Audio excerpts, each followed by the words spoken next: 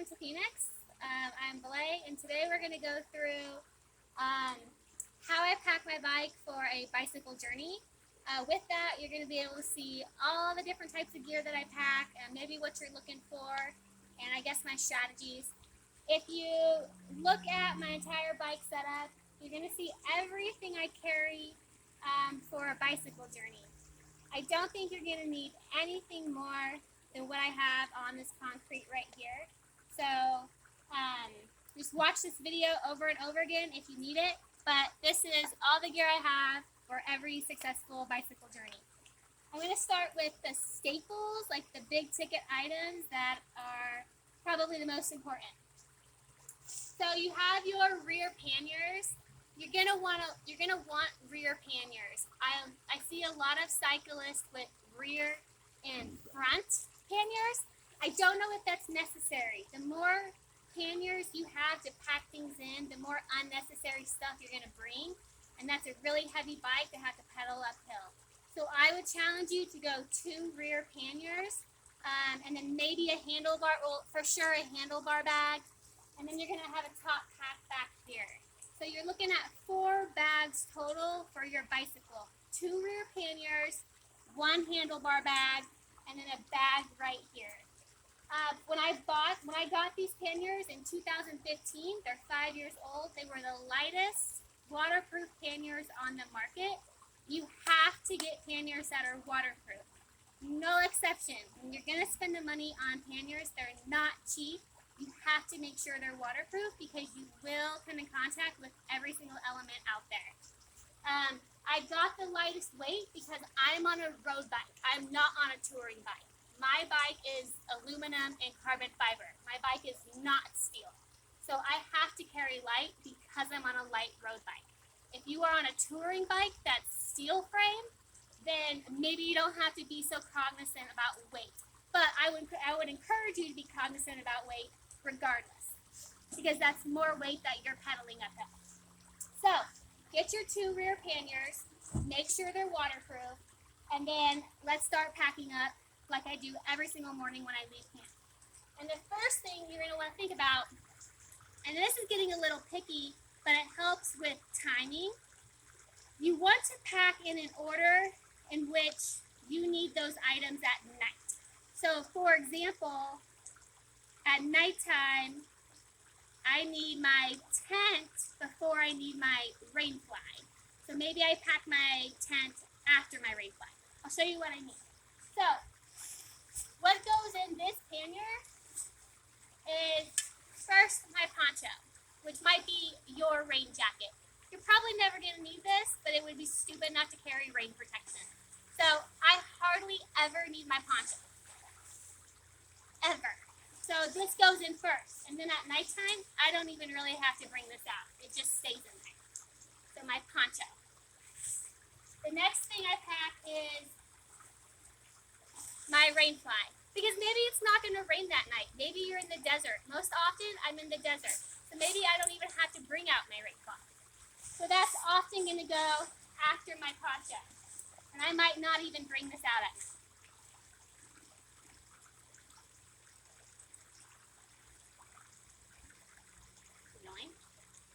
Alright, after my rain fly is my tent. I'm for sure going to need my tent. And I call this pannier my shelter pannier, because my entire shelter is in this pannier. It's not spread out all over my bike. After my tent, I have my footprint, right? This goes below your tent. It's the first thing you lay down on the ground.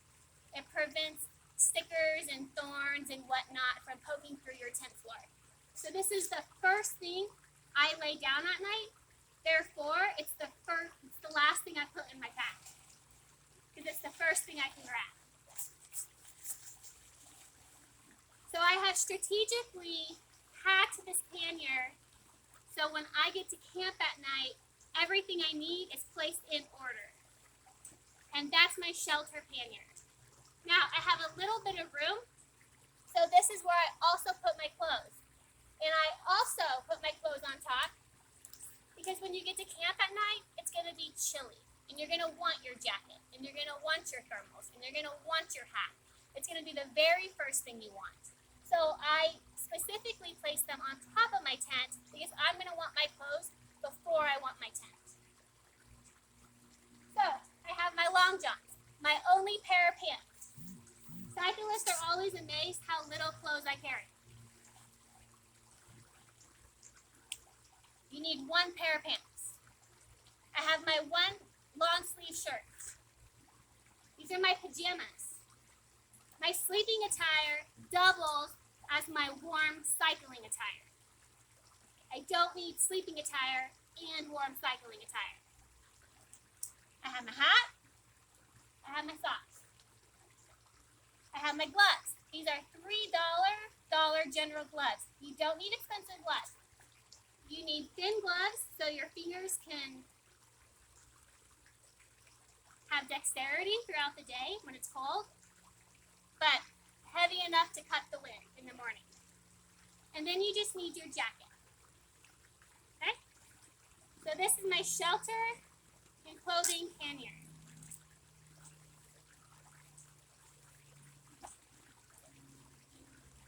Usually my bike has another tire on it. It's not so wobbly.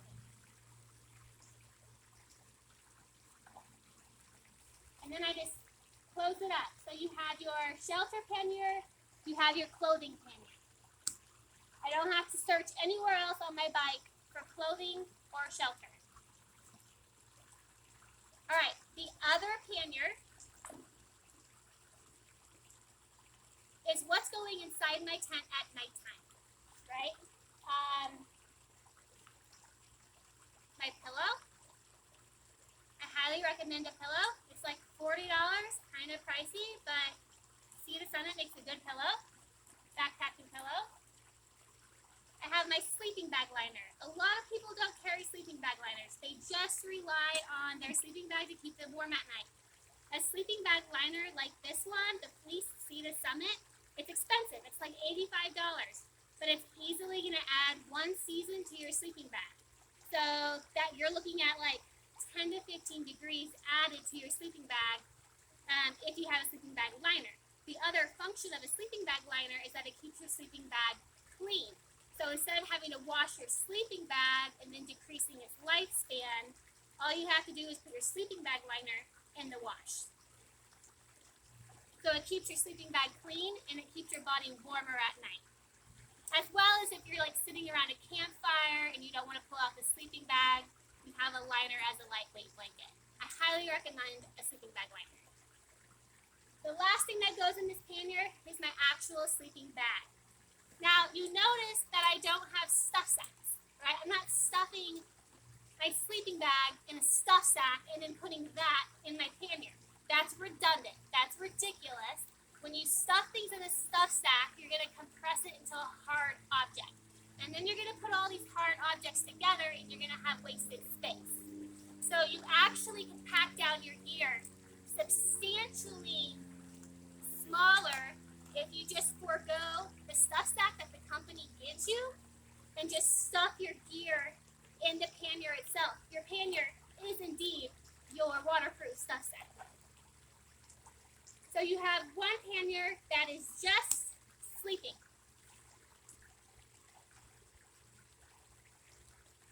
All right, and then the last one that goes on the back is over here.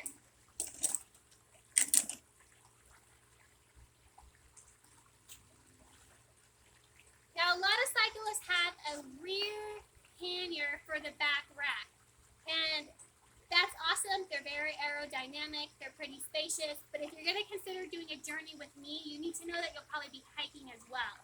So I have actually encouraged not getting a pack this big, because this is my guiding pack.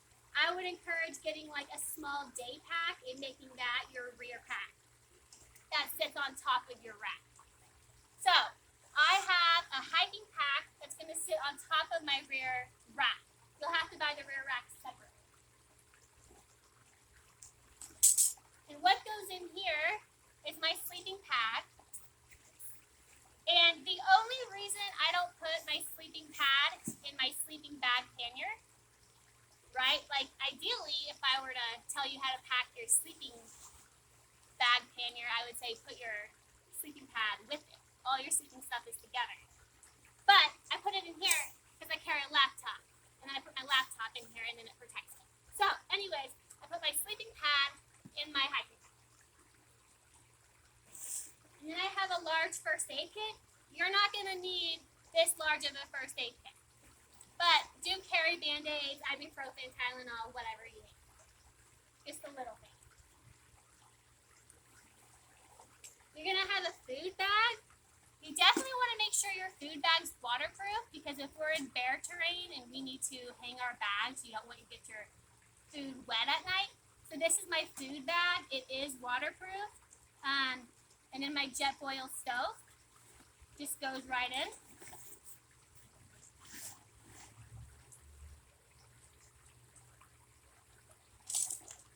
I do throw my tent poles in this bag simply because they won't fit in my pannier. I don't keep my tent poles outside. I put them inside. I protect them. They will break. Because this is my food bag, it's also my additional water bag. So I do carry a platypus. This holds 2.5 liters. I rarely ever have to use this. I only have to fill up these 2.5 liters if I'm going to camp somewhere that's waterless. And then I need water for cooking at night and in the morning. Other than that, my 2 water bottles on my bike is plenty of water for me throughout the day because we're going to pass so many towns that we're going to be able to fill up water.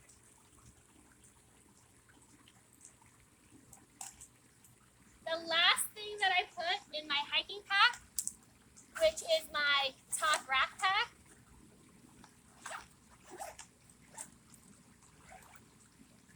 it's just simple stuff that I'm going to need at night.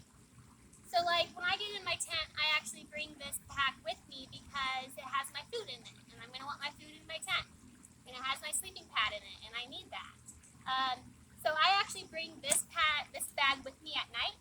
Therefore, it has things I need at night. Like my headlamp. My toothbrush. My comb. My chapstick. This is like my hygiene pack. And then my little pepper gun for protection. And I just place all that by my head and I have it throughout the night. This is the only bag I bring in at nighttime.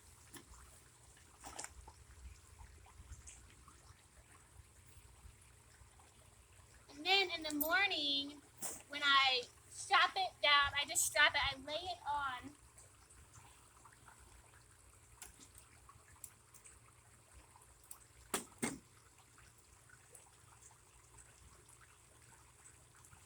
I literally just lay it on the back rack.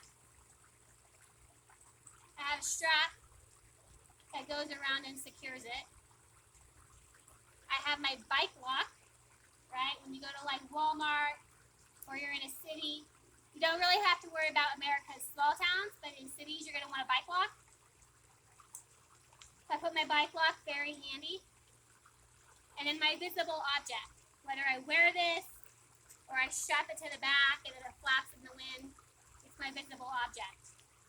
So that's my rear setup. I got my shelter pannier with also my clothes. I got my sleeping pannier with my sleeping bag, sleeping pillow, sleeping liner. And then I got my hiking pack that holds my food, my hygiene items. I strap it down. The only other bag we have to go through is the handlebar bag. And this is a simple bag. You want to keep it lightweight. And then you want to keep it with things that you're going to need during the day, right? All this stuff back here, I don't need during the day. All this stuff up here, I need. So I have my bicycle maintenance kit, spare tubes, tire lube or chain lube, my electronics. This might have my headphones in it, my lights for my bike. You have a white light, you have a red light, my battery, backup charger, my phone, my electronics go in here. I got a pen, I got a couple lighters. My debit card will go in there. My driver's license will go in there. My snacks, my granola bars. All that stuff will go in my handlebar bag.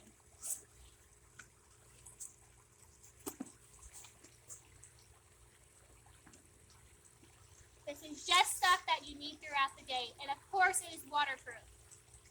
You never have a bag on your bike that's not waterproof.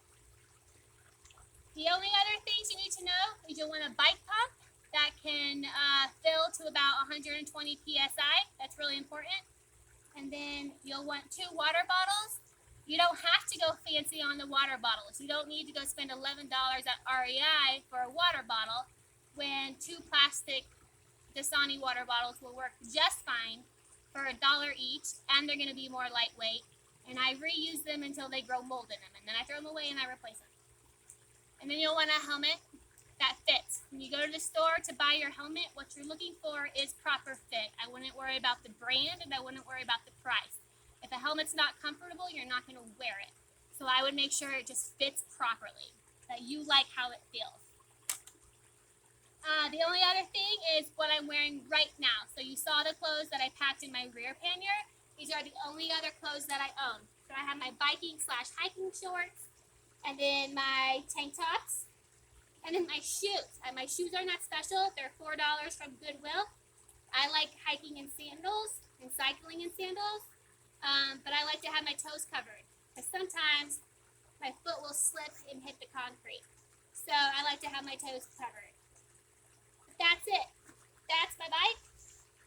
I guess you have 4 bags, and that's all the gear that I need for a successful bicycle journey. Cheers.